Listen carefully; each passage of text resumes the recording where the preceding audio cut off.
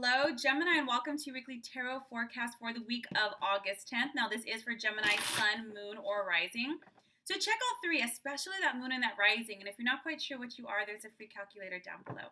Now, I have done your weekly love forecast, Gemini. So if you're interested in that, that link is down below. And if you support me on Patreon, thank you so much, my Patreon supporters. You get access to all 12 love readings every single week. That's an additional 48 videos a month. So I really appreciate your support, guys. Thank you so, so much. All right, Gemini, let's just jump right into this for this week, August 10th. Let's see.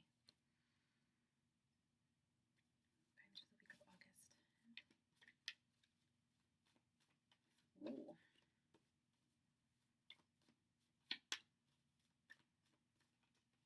They're just jumping right out, right out.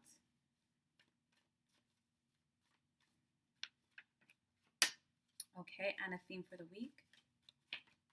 God, there's a lot for you guys this week, so let's get started.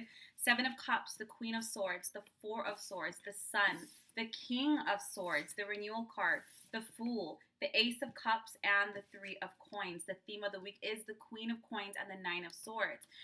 All right, Gemini, let's make some decisions this week. You have the King and the Queen of Swords. So it looks like there's going to be a lot of decisions regarding careers, objectivity, professionalism in some way. And it's not from this fearful space, not at all. You're doing what's not just practical, but what's professional, what's right. You're doing things that might be, and when I say the word calculating, it's not in a negative way. It's business. It's business. When you have the Seven of Cups starting out right the week, there's some decisions that you're going to be making this week, and it might be a little complicated for you because it might be affecting more than one person. Maybe there's children, partner, family, but it's not that complicated. You have the Ace of Swords right on top of it. The thing is, if this is your goal and this is what you want and this is the direction that you're aiming in, then it only stands to reason you got to do this, this, and this, right? 1 + 1 = 2. Our emotions can make things a little bit more complicated, but what it's going to do for you, Gemini, it's going to cause you to procrastinate. And time is of the essence this week. Whenever you have so many swords, there's decisions that need to be made. All right, so you might not get that much time to decide.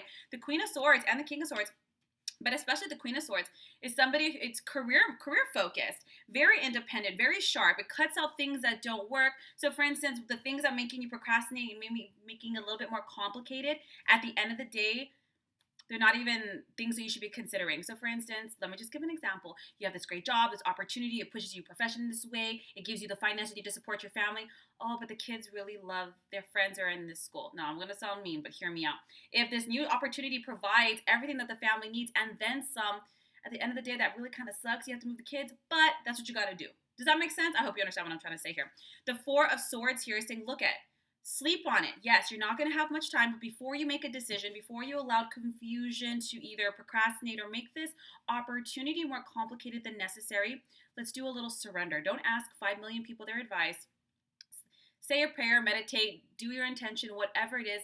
Go to bed. Sleep on it. See how you feel. You need to make a decision from a space of peace and clarity, not heightened emotions. And when you do that, the outcome is going to be great. Don't worry. You already got this in the bag. You have the Sun. This is positive outcomes.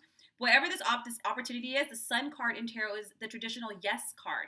I think whatever is presenting itself, you're going to say yes. What's important is that you say it from a space of acceptance and positivity. Like, okay, there's some compromises that have to be made, but I'm going to say yes because ultimately this is a really good opportunity, really great for myself and everybody involved. And in the end, it's going to be fantastic. Do you know what I'm saying? It's because you believe in yourself, you're having confidence. So it's not so much that you're not going to say no. It's the fact that when you say yes, it has to come from a very specific energy. Think about when you plant a seed. If you come from fear, you're going to mess it. It's going to make this wobble. Come from that space, sleep on it. So when you say it with, okay, like that.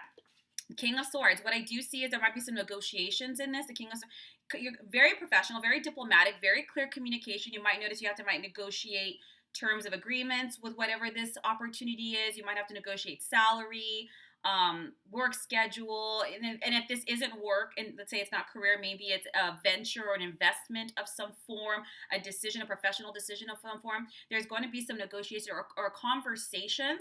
Don't be afraid of this. Put on your game face.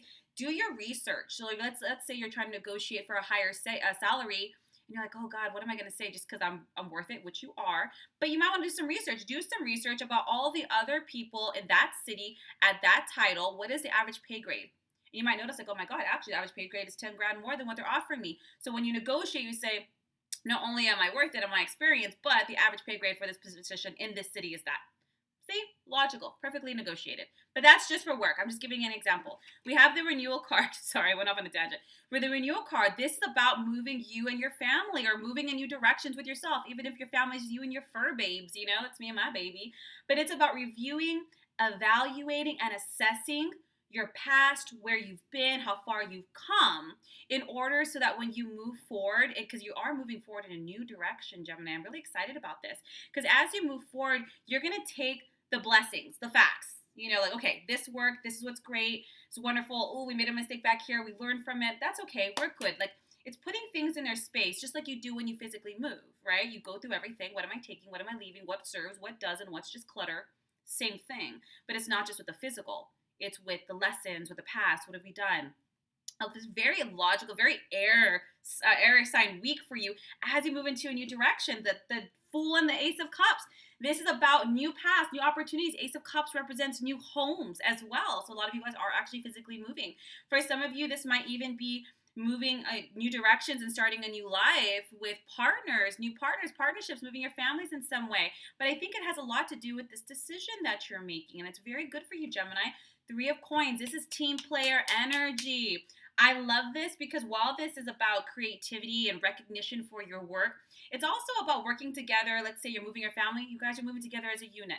Let's say you're taking on this new job. You guys, you're working on a close-knit team. You bring your skills to the forefront. They bring their skills to the forefront. And you guys work together. It's a time of not just career evolution, advancement. It's a time of personal growth and creative growth and financial growth and spiritual growth as a result of this kind of news. Now, we have the Queen of Coins and the 9 of Swords. I think for some of you guys might be a little worried about the moving aspect. Queen of Coins can represent new homes, financial investing in the homes, money in that form.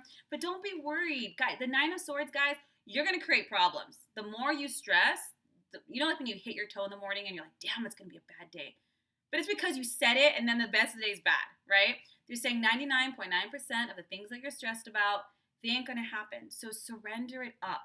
Surrender it up and have faith. The Queen of Coins is very practical with her money. Don't look at gender, but it's about you're making decisions that are good for everybody, Gemini, for everybody involved.